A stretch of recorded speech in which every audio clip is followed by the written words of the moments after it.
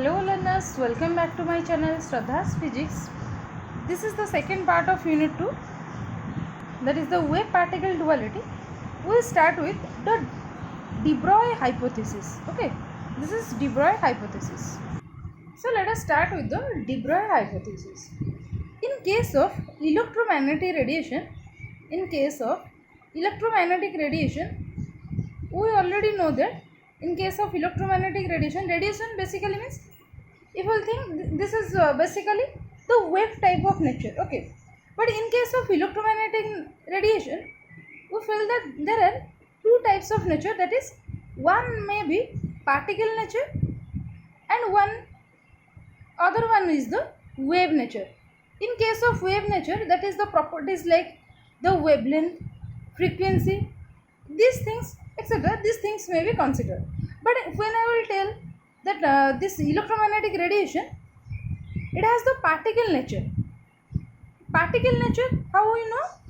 Because in case of the electromagnetic radiation, it is composed of photons, because the photons are nothing but the packet of energy. So these photons, when we will consider that this electromagnetic radiation, it is composed of some photons. Photons means it has zero rest mass. It has rest mass is zero. Here I am writing this is zero rest mass. So in that case we can say that it will behave like a particle, and in some case, in some other experiment, this radiation will behave like a wave. So basically we can say that it has the dual character. This electromagnetic radiation has the dual character. And if you can recall, this electromagnetic radiation, if I will write the equations, that is for the energy expression I am writing, this is E equal to, we can write h cot omega. The energy value is h cot omega, which is also equal to h nu. This h cot is nothing but h by 2 pi. H is the Planck's constant. So this h bar or h cot, this is pronounced as h cot or h bar. This is h cot or h bar. This is h cot or h bar, which value is h by 2 pi. So the energy expression can be written as E equal to h cot omega, that is equal to h nu. And similarly for the momentum, we can write this is equal to h cot k, which can also be written as this is equal to h by lambda. These are the most famous relations on the energy and momentum. So basically, when we will consider about the electromagnetic radiation, so in case of wave nature, we will consider about its wave nature means its characteristic we will find because of its wavelength and the frequency. Similarly, when we will discuss about its particle nature, then its characteristic, it can be studied, or its particle properties, it can be studied by using the properties like energy. We can say that the energy of the particle or the momentum of the particle. Okay, so by using energy and momentum of the particle, we can write the equation, that is E equal to h cot omega and P equal to h cot k. Here you can see that this energy is related to the frequency, and here also we can write it as h nu equal to hc by lambda or the wavelength. Similarly, this linear momentum is also related to the wavelength. That is, the wave nature and particle nature, they are related to each other. Up to this much, these things you must know. Now come to the de Broglie hypothesis. His full name is Louis Victor de Broglie. Okay, de Broglie, or you may pronounce it as de Broglie. Okay, this is de Broglie. His full name is Louis Victor de Broglie. According to this de Broglie, he says that according to de Broglie, the wave particle duality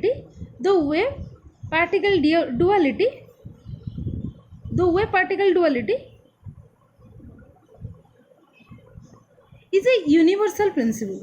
According to de Broglie, he says that the wave particle duality, it is a universal principle. Okay. This is a universal principle, and this is not restricted to electromagnetic radiation. This is not restricted to electromagnetic radiation. Okay. So de Broglie argued that the nature is symmetric in nature. Nature is always symmetric. It means that what is true for photons, it must be true for material particle. If something is true for photons, then it must be true for other material particle. Okay. Material particles. Okay. So de Broglie hypothesis, he postulated that if light waves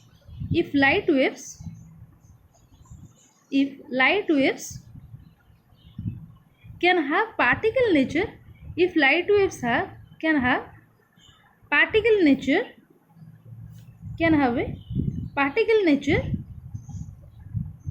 if the light waves can have a particle nature, then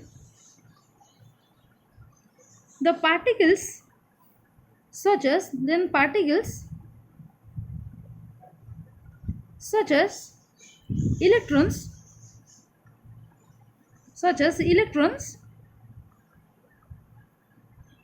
it can also possesses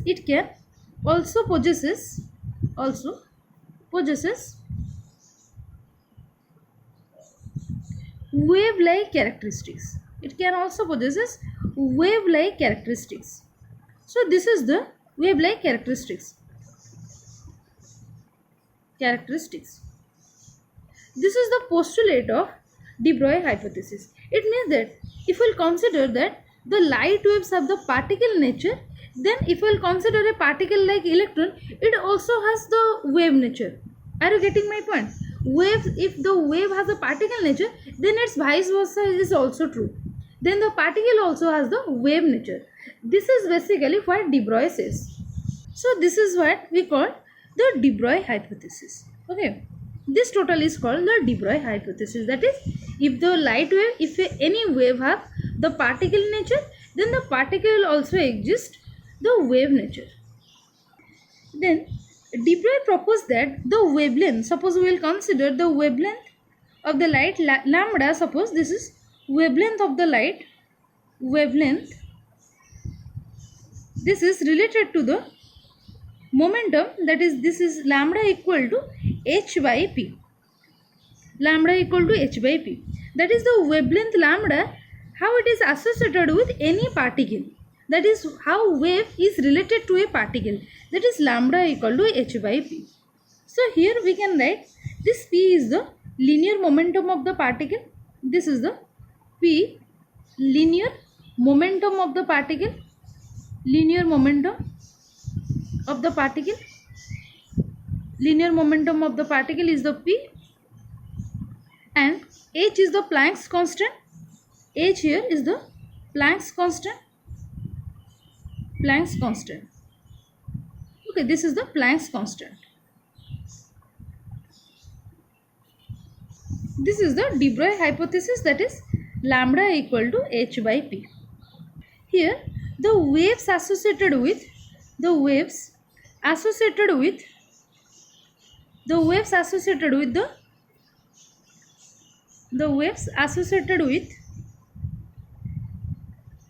a material particle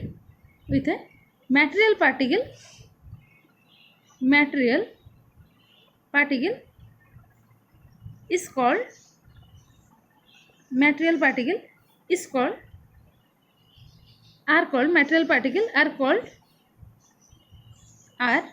called matter waves. Since it is associated with the material particle, so it is called matter waves.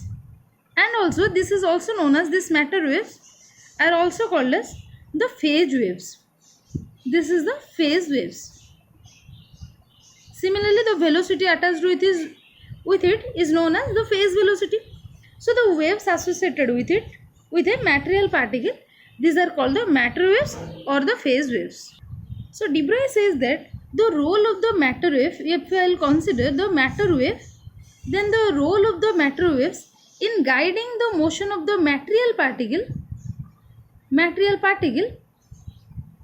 is similar.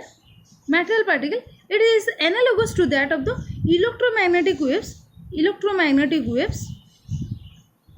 in guiding the motion of the photons. Okay, motion of the photons, right? That is the role of the matter wave in guiding the motion of the material particle. It is similar to the electromagnetic wave in guiding the motion of the photons. That's why this relation that I have discussed earlier, that is E equal to h cot omega, or that is equal to h nu, and P equal to h cot k, or that is equal to h by lambda. These relations are known as Einstein-de Broglie relation. Since these are quite similar, that it means that matter waves guiding the motion of the material particle is similarly the electromagnetic waves guiding the motion of the photons. Okay, motion of the photon, these are quite similar to each other. That's why these two relation, that is E equal to h cot omega and this P equal to h cot k, these two relations are known as the Einstein-de Broglie relation. This is known as Einstein-de Broglie relation. Einstein-de Broglie relation. The wavelength of the wave associated with a material particle, suppose here we are considering about suppose electron, then for that case we know lambda equal to h by p. Okay, suppose we will consider for a first case, suppose for a non-relativistic particle, of mass m, it is suppose moving with a speed very less than the velocity of light c. Then the linear momentum of the particle, we can write this P equal to m into v. So this is P equal to mv. If we consider for the relativistic particle of rest mass, suppose m naught, it is moving with the speed comparable with the light speed, that is suppose c, then its linear momentum can be written as P will be equal to m into v, mv, or this is m naught, rest mass is m naught, into v divided by 1 minus v square divided by c square whole power 1 by 2, or this is whole root over 1 by 2. So in the two cases, one is for a relativistic particle and another for, one is for non-relativistic particle and another for the relativistic particle, we have seen the different linear momentum. In case of the de Broglie wavelength, that is lambda equal to h by p, we can put the value of the linear momentum. In case of non-relativistic, we have to put P equal to mv, and in case of the relativistic particle, that is when the particle is moving with the speed of the light, in that case we can put P equal to m naught v divided by 1 minus v square by c square whole root over. Though lambda equal to h by p, so it can be also written as, this is also equal to, we can write P equal to h by lambda, Simply we have to take P in the left hand side and lambda into the right hand side. Since h is a constant term, that is the Planck's constant, so here we can represent that this linear momentum is inversely proportional to the wavelength. Or this is similar to lambda is inversely proportional to the 1 by p. Both we can write. So in this case, if we will consider for the macroscopic particle, suppose we will tell that is for the macroscopic particle. So basically macroscopic particle means it has large size particle. So in case of the macroscopic particle, here the momentum is very large. Since the momentum is very less, so we can say that the wavelength is extremely small as compared to the dimension of the other bodies with which the particle will interact. So basically what I want to say, the wave nature in case of the macroscopic particle, the wave nature is not observable. The wave nature is not observable in case of the macroscopic particle. It is not observable. Not observable.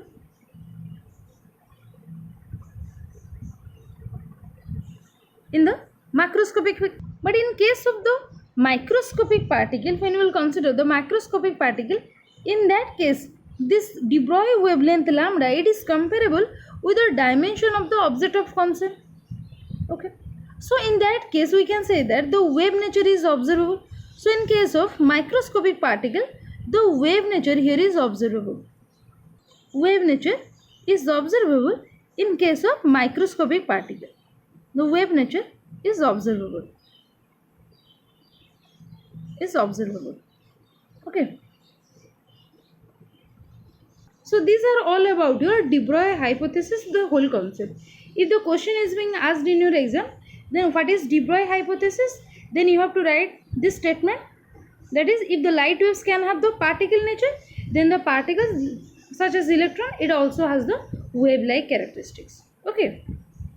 And lambda equal to h by p, you have to write, where p is the linear momentum of the particle and h is the Planck's constant.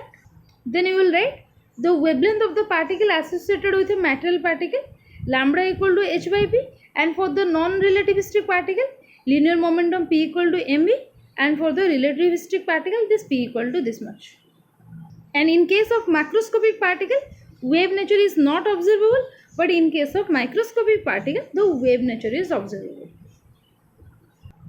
In the next lecture, we will see the experimental confirmation of the matter waves. That is, he will consider that the matter waves exist, and the Davison-Germer experiment we will discuss on that class. This is all for today. If you have any doubt, can ask me in the comment section. If you like the video, can give a like. Thank you all. Jai Jagannath.